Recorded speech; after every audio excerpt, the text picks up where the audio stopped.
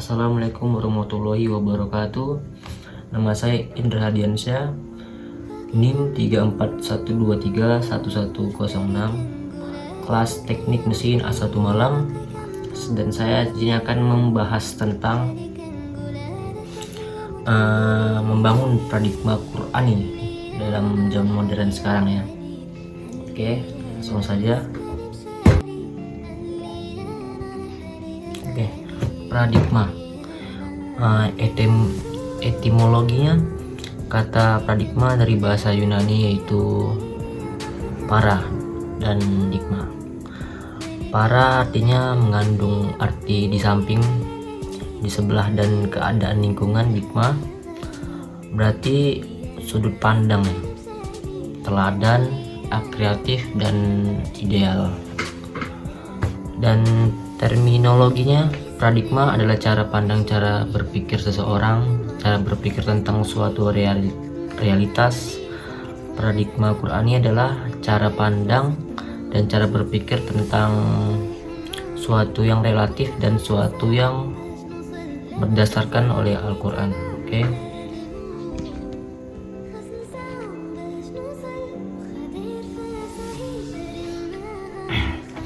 Selanjutnya, mengapa paradigma Qur'ani sangat penting bagi kehidupan modern sekarang? Oke, saya akan menjelaskannya. Pertama, Al-Quran adalah sumber ajaran teologi, hukum, mistisme, pemikiran, pembaharuan, pendidikan, akhlak, ya. Dua aspek lainnya, tolak ukur, benar atau salah, baik apa buruk, indah apa jelek, semua itu ada di Al-Quran. Jika mencari jelek, maka seseorang dianggap tidak konsisten dalam berislam ya. Suatu sikap hipokrit yang dalam pandangan Al-Quran termasuk sikap yang tidak terpuji.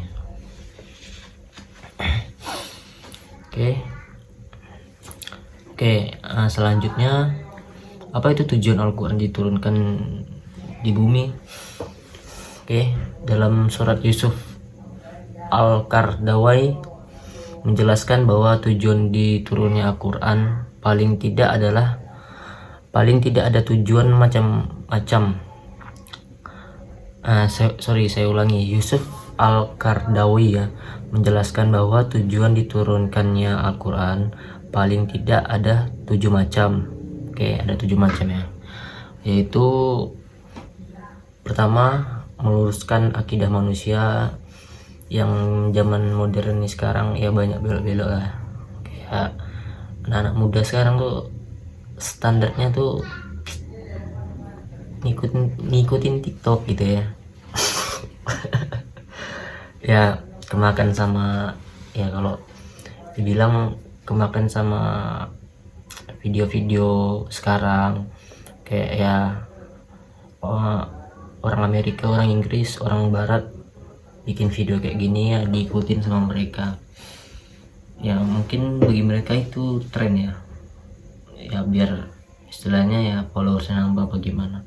Cuman kan kalau ditengok kan videonya ya kalau bagus alhamdulillah, kalau misalkan buruk yang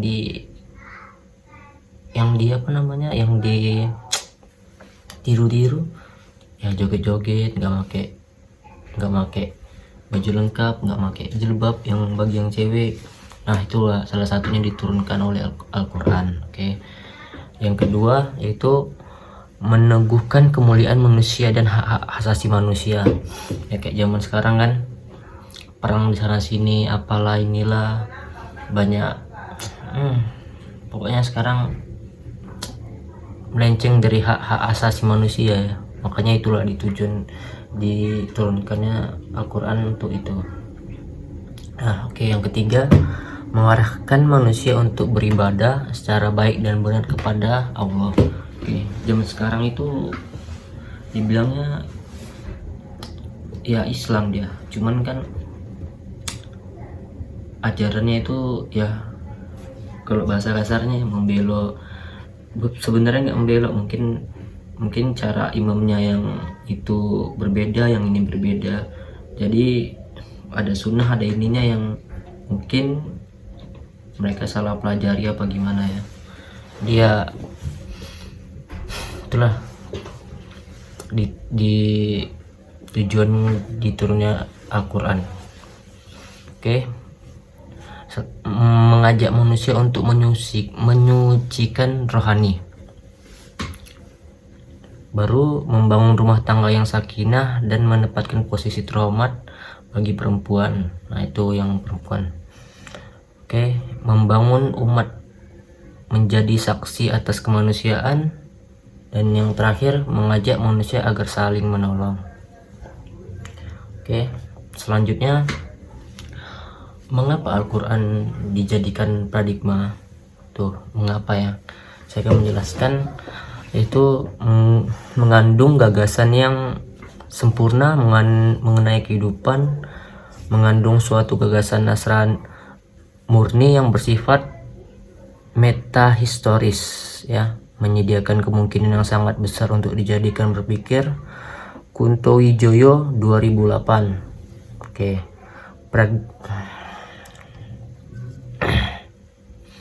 Paradigma Qur'ani akan memberikan kerangka bagi pertumbuhan ilmu pengetahuan empris dan ilmu pengetahuan rasional yang orisinal, dalam arti sesuai dengan kebutuhan pragmatis masyarakat Islam, yaitu untuk mengaktualisasikan misinya sebagai khalifah di muka bumi ini. Oke. Selanjutnya yaitu apa sumber historis, filosofis, psikologis, sosiologis, pedagogis tentang paradigma Qur'ani dalam kehidupan nyata. Oke. Yang pertama dulu nih yaitu historis ya. Dalam sejarah peradaban Islam ada suatu masa yang disebut masa keemasan Islam. Pasti tahulah kan. Disebut masa keemasan Islam karena umat Islam berada dalam puncak kemajuan dalam berbagai aspek ya, berbagai aspek kehidupan, ideologi, politik, sosiologi, budaya, ekonomi, ilmu pengetahuan dan teknologi, pertahanan dan keamanan. Kayak itu historis pada keemasan zaman Islam ya. Oke. Historis sudah, sekarang ke filosofis. Oke, ke filosofis. Itu faktor-faktor yang menyebabkan umat Islam tidak bisa maju pada saat itu dalam waktu yang amat lama, lebih dari 5 abad ya, lebih dari 5 abad. Maka jawabannya itu tentu saja karena umat Islam menjadikan Al-Quran sebagai paradigma kehidupan. Oke. Selanjutnya yaitu psikologis. Al-Quran dijadikan sebagai paradigma dalam segala aspek di kehidupan, dan Rasulullah SAW pun menjadikan role model yaitu uswatun hasanah dalam mengimplementasikan Al-Quran dalam kehidupan sehari-hari. Oke. Yang selanjutnya sosiologis. Al-Quran pada saat itu bukan hanya dijadikan sebagai sumber ajaran ya, tetapi juga menjadi paradigma dalam membangun iptek, ilmu teknologi, itu membangun budaya, bahkan Al-Quran dihadirkan untuk menghadapi berbagai problem kehidupan umat Islam pada saat itu. Oke. Yang selanjutnya itu pedagogis ya, pedagogis. Para sahabat menjadikan Rasulullah sebagai panutan ilmu, sebagai panutan figur pemimpin. Setiap perbuatan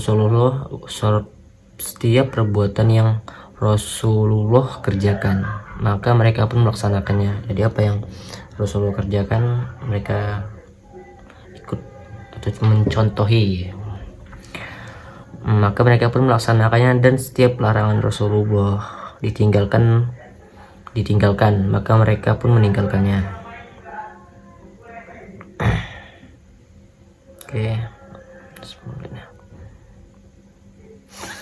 Oke. Langsung next, esensi dan urgensi paradigma Qur'ani dalam menghadapi kehidupan modern. Esensi ya, paradigma Qur'ani dalam menyoroti segala persoalan harus tetap menjadi komitmen umat Islam agar umat Islam tidak kehilangan jati dirinya dalam menghadapi tantangan modernitas. Selanjutnya esensi dan urgensi paradigma Qur'ani dalam menghadapi kehidupan modern ya. Urgensi yaitu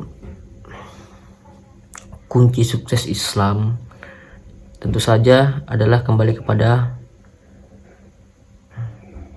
Al-Quran, dengan langkah sebagai berikut, yaitu meningkatkan visi Islam, mengatasi persoalan metode di tempat. Langkah-langkah berupa penegasan prinsip pengetahuan Islam, yakni the unity of Allah, the unity of creation, the unity of truth and knowledge, the unity purpose of life, the unity of humanity.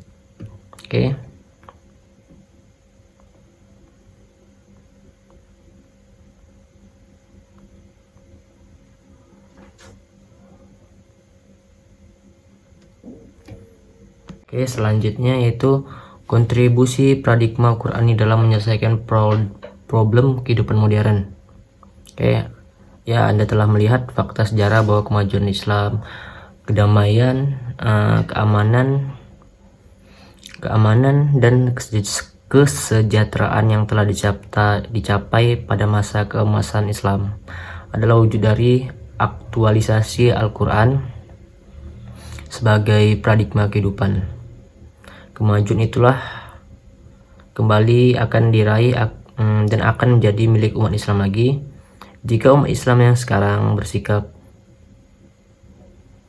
yang sama terhadap Al-Quran sebagaimana umat Islam pada zaman keemasan bersikap terhadap Al-Quran, yaitu menjadikan Al-Quran sebagai paradigma dan akhirnya menjadikan hidayah menjadi hidayah ya, dalam segala aspek sekaligus sebagai paradigma memecahkan problem kehidupannya.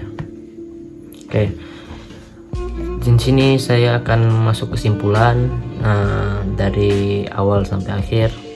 Ini kesimpulannya ya. Yang pertama itu Al-Quran adalah wahyu yang diturunkan Allah Subhanahu wa Ta'ala kepada baginda Rasulullah SAW sebagai petunjuk, pedoman, pengingat, perintah, kabar baik, bahkan mukjizat dari Allah. Bahkan mukjizat dari Allah Subhanahu wa Ta'ala kepada Nabi Muhammad SAW untuk membuktikan kenabian dan kerasulannya. Isi Al-Quran itu bersifat universal ya. Bahkan semua ilmu pengetahuan secara garis besar terkandung dalam isi Al-Quran tersebut. Yang kedua itu kita diminta untuk membangun paradigma Qur'ani karena Al-Quran bagi umat Islam adalah sumber primer dalam segala segi kehidupan. Al-Quran adalah sumber ajaran teologi, hukum, mistisme, pemikiran, pembaruan, pendidikan, akhlak, dan aspek-aspek lainnya. Tolak ukur yang benar, salah, baik, buruk, dan indah atau indah dan jelek adalah Al-Quran. Sekian dari saya, yaitu tentang membangun paradigma Qur'ani ya dalam zaman modern ini. Sekian dari saya. Nama saya Indra Hardiansyah, NIM 3412311106, kelas teknik mesin A1 Malam. Sekian dari saya, terima kasih. Assalamualaikum warahmatullahi wabarakatuh.